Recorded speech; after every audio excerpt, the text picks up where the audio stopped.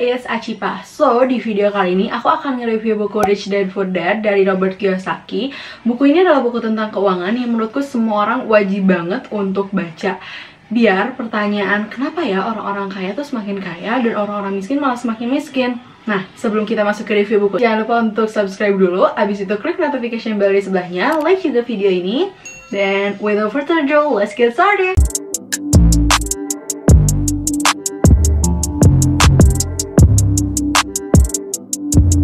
Di buku ini kita akan dikenalkan dengan dua sosok ayah kaya dan juga ayah miskin yang masing-masing punya perspektif yang menarik tentang uang dan bagaimana pengelolaannya.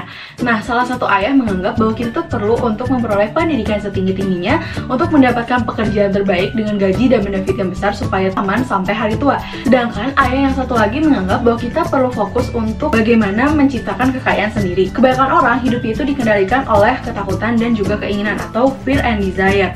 Nah, mereka itu takut bahwa mereka tidak mampu memenuhi keinginannya. Dengan begitu, mereka mencari pekerjaan dan begitu seterusnya sampai mereka mendapatkan penghasilan.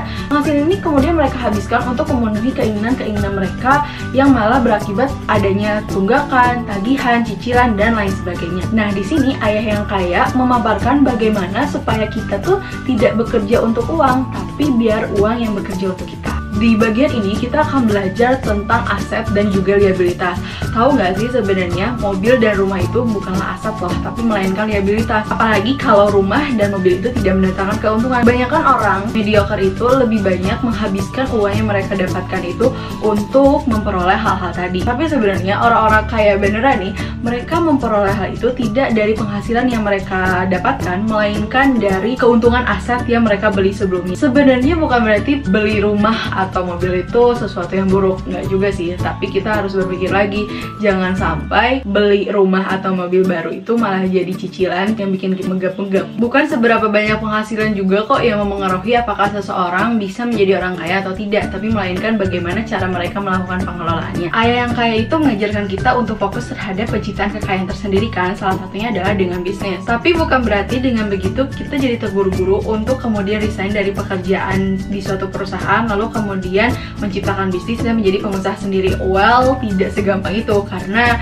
ada banyak risiko-risiko yang perlu dipikirkan untuk menjadi seorang pengusaha. Tapi kita bisa menjadi bagian dari kepemilikan suatu perusahaan, yaitu dengan cara menjadi investor.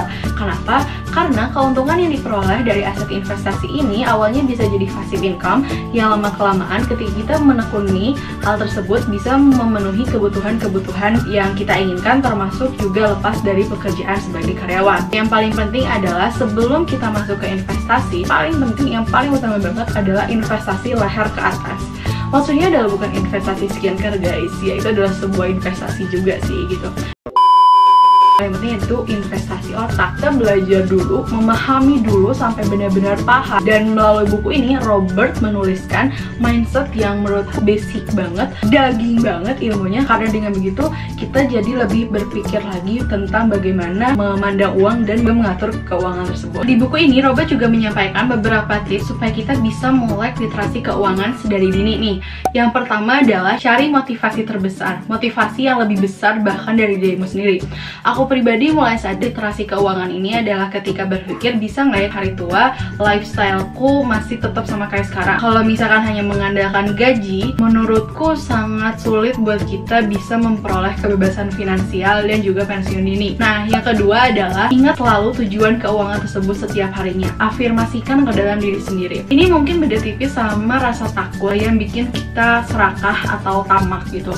Tapi menurutku adalah ketika kita mulai mengingat-ingat tujuan keuangan tersebut, maka mulai termotivasi untuk kita bisa mulai belajar dan melakukan hal-hal yang menunjang keinginan atau motivasi itu. Tips berikutnya adalah cari circle atau lingkungan pertemanan yang orang-orang itu mau diajak untuk berdiskusi, berprogres gitu. Kalian juga termotivasi untuk kemudian cerdas dalam literasi finansial ini. Selain teman-teman juga pastikan kita juga punya role model atau mentor yang bisa menjawab pertanyaan-pertanyaan di dalam hati kita gitu. Tapi kita harus tetap sadar bahwa bahwa orang lain itu hanya membantu, karena sejatinya yang benar-benar bisa membuat kita melek terkait keuangan ini ya diri sendiri. Nah, aku sempat bikin thread di Twitter terkait dengan akun-akun yang bisa kalian follow untuk belajar tentang literasi keuangan ini. Selain itu, ketika kalian udah mulai paham nih, kalian juga bisa baca thread Twitter setelahnya lagi bagaimana kita mulai investasi di reksadana. Kalian bisa cek di description box bawah ya. Kalian juga bisa mulai download aplikasi reksadana Bibit namanya di iOS dan juga Google Play Store.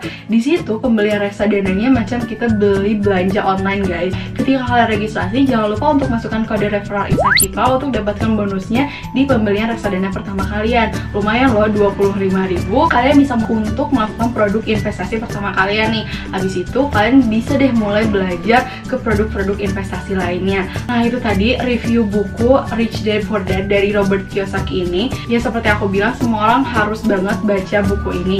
So that's all for today folks. Makasih banyak udah nonton video ini sampai akhir. Jangan lupa untuk like dan juga share video ini ke teman-teman semua supaya lebih banyak orang yang bisa memperoleh manfaatnya. See you next time.